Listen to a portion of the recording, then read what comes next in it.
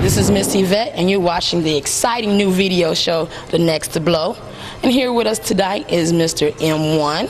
M1, thank you for coming to the show, and welcome to Indianapolis. You're on tour right now. Tell us a little bit about your solo album. Well, well, thank you. First of all, I'd like to thank you for inviting me down to be a part of The NEXX to Blow. Sounds like the place I ought to be, you know what I'm saying? Basically, for all y'all who don't know, my name is M1, also known as Matulu, which is my real name. I'm one half of the group Prez, which, if you don't know, is like a tell it like it is. I describe it as fully automatic. Everything is political rap group, you know what I'm saying? I know that's a mouthful, but that's kind of like my stance in the world and what we represent. But nonetheless, I'm here, you know, tonight to perform and promote my new album on the tour with Ghostface Killer for his album called Fish Scale. Okay. And so, man, the future, it holds a lot, and you know, the album is called Confidential. Okay. You know, as a matter of fact, this is what the cover looks like a little bit. Excellent. For all y'all who want to know.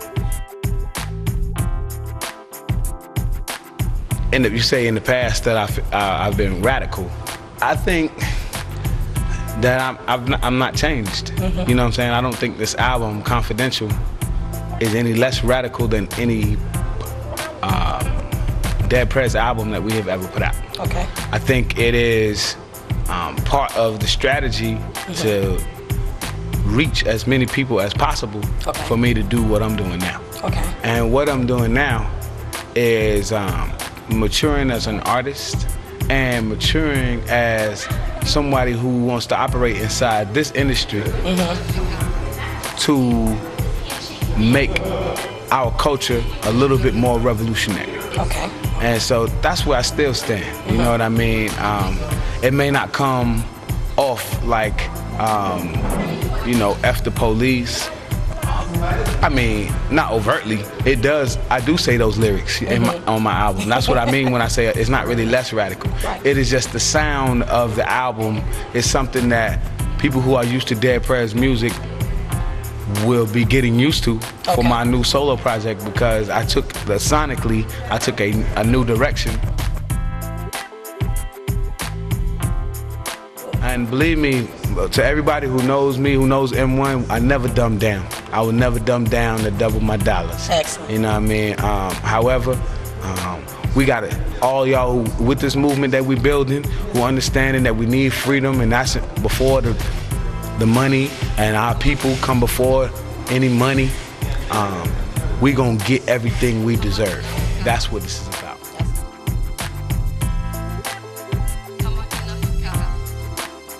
Well, independence is like this term that they have in the entertainment industry now that it's kind of like the golden egg, you know what I mean? Independence, you know.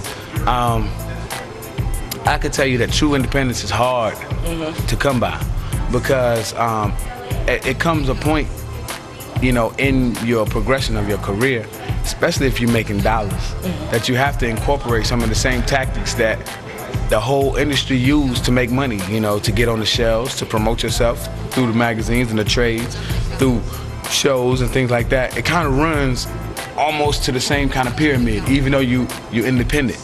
So true independence people, you know, we've seen do it, you know, true independence would be without the use of the major systems of distribution or promotion like E40 do at the back of the trunk, or Too Short back in the day, or how Master P began it. These are true independent.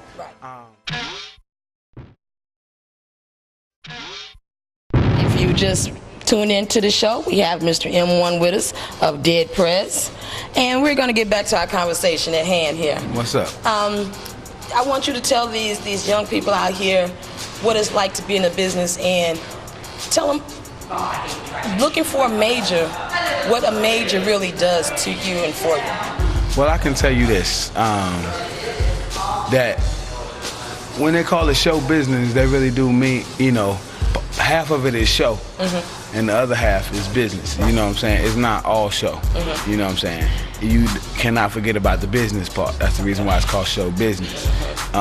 So, you know, I jumped into, you know, the business of it being baptized in the fire.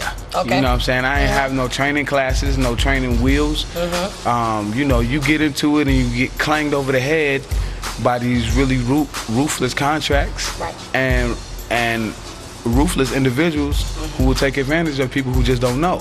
And that's kind of how it happened to me. Like, a lot of us artists, like, we know how to rap or we know how to sing. We have the talent. Right.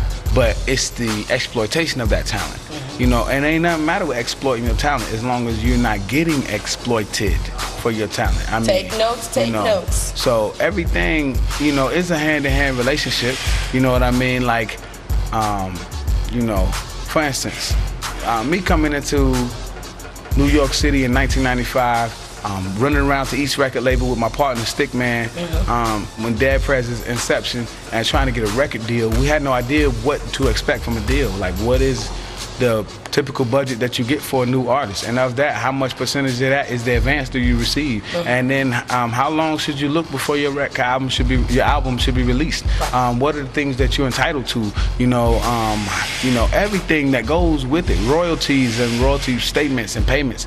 These are things that you learn as you go. There's no textbook that says this is what you should know, and learn this very thoroughly. Nobody goes through, you know, not even in this business of music, which is like some of the major kind of text that you read in the library about getting into it. It's so textbook. It doesn't have anything to do with real life. So a lot of times we end up getting burnt behind that. We end up going in with different expectations, and it's not what we think, and it's very frustrating, and it either stifles our talent or it makes us kind of shy away from either want to do business in that kind of environment because of the fact we feel inferior. You know what I'm saying? We feel like, oh, I don't know, and I probably won't know, and there's so many sharks that I just don't want to jump in that pool no more.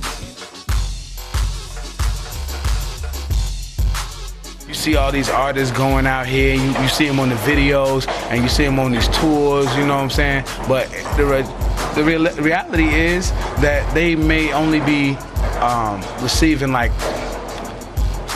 15 to 35% of the profit that the album makes.